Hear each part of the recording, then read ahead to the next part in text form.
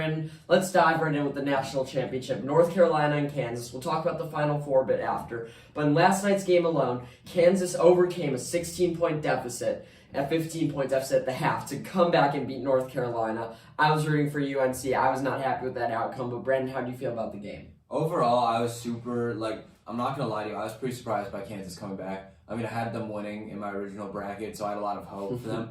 But there was a point in that game where Kansas just couldn't buy a shot. I legitimately was wondering if they were going to ever hit a shot. The momentum turned around. Then that started at the worst moment possible to go to UNC.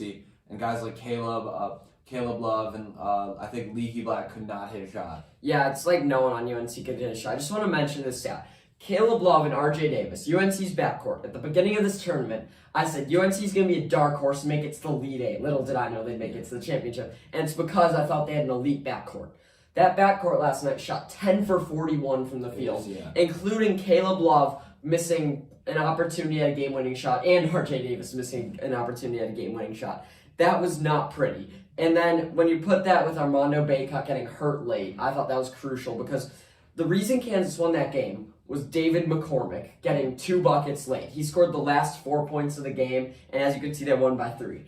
And I don't think that happens if Armando Bacot's in the game. So I think it all comes down to that injury. I actually thought McCormick should have won Most Outstanding Player just for that. Because although Agbaji's been their best player all tournament for Kansas, I thought when you score the game-winning shots in the national championship, in their first close game of the tournament, really. I mean, I know Miami was close till halftime, but I think McCormick should have got it for that reason. So everything seemed to go Kansas's way, and the fact that North Carolina couldn't shoot. Leaky Black had only 2 points on the night, and then Brady Manick on their final play tricked.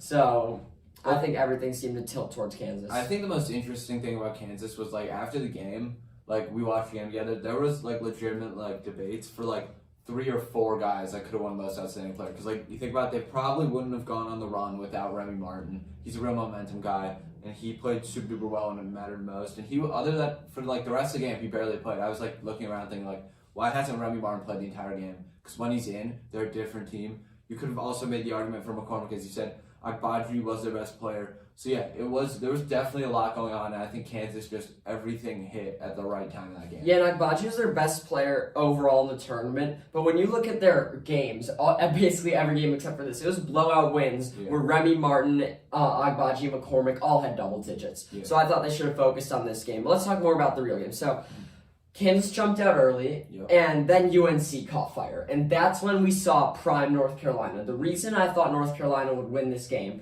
is because I thought there's a point where you can't stop North Carolina at any point. It starts with Bacot. I think it starts with Bacot in the post, and once they got McCormick, had a couple fouls late, they could just keep driving to the post. But the fact that they have Brady Manick that could shoot the lights out and drive, plus their backcourt, and Leaky Black's a decent shooter too, that's when you can't stop them. So that's how they got out to their 16-point comeback.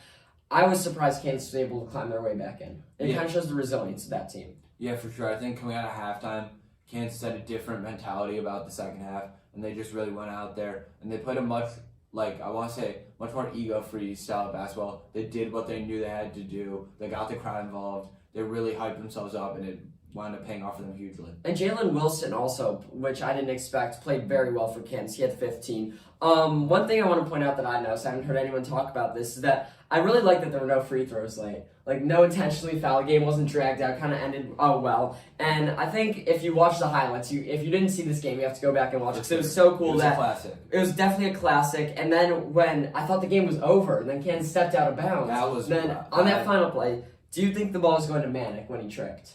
Absolutely. Here's the thing, right? I haven't seen all too much of Brady Manick. With that being said, I have not seen him run that fast in my life.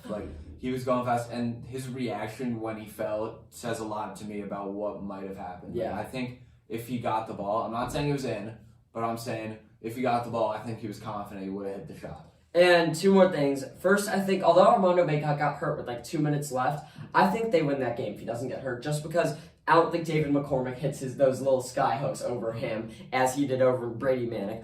Plus Puff Johnson with that 3. North Carolina, Caleb Love shot a 3 from half court. Bad shot selection. They got the rebound. Puff Johnson shot a contested double clutch 3. Yeah. That was horrible. Then Brady Manick threw it out of bounds, which was bad. And then they got another chance. And on that other chance, Brady Manick tripped and Caleb Love took a air ball to 3, basically. So that was really bad then by UNC, but I think you can't expect them to make a 3 when everyone's just saying don't let them shoot a 3 at the very end. Yeah, absolutely. I think Kansas knew what they had to do, and that was don't let the ball in the hoop, and they did a perfect job of that. Definitely. So congrats to the Jayhawks. Bill Self's one of the greatest coaches of all time. He's already in the Hall of Fame. Yep. And this was definitely a season where they stayed the most together. I mean, that's what everyone keeps talking about, is that there were so many teams that I thought maybe were more talented than Kansas. I didn't have them winning it all just because I said at some point they're going to meet a team that is going to challenge them enough to beat them. And all tournament long, there was never a team that was good enough to do that. I do think they had an easy run. Even though they fully deserve it, they had a very easy run. In North Carolina, although they were an 8 seed, I think that was the team that had a chance to stop them. So I think Kansas proved me wrong by beating UNC. They didn't prove me wrong by beating Nova or anyone else for that matter, like Miami. But UNC I thought would beat them because I thought they would put a stop to Kansas. I just they never looked fully challenged coming into that UNC game. Yeah. Like in all the games leading up to UNC, and even when they were playing UNC, it almost felt like up until they took the lead, they were always still in it with like their heart. They just weren't like playing well. And then once they turned it on, like I feel like as a team they had a ton of heart and there was a ton of resilience shown. Yeah,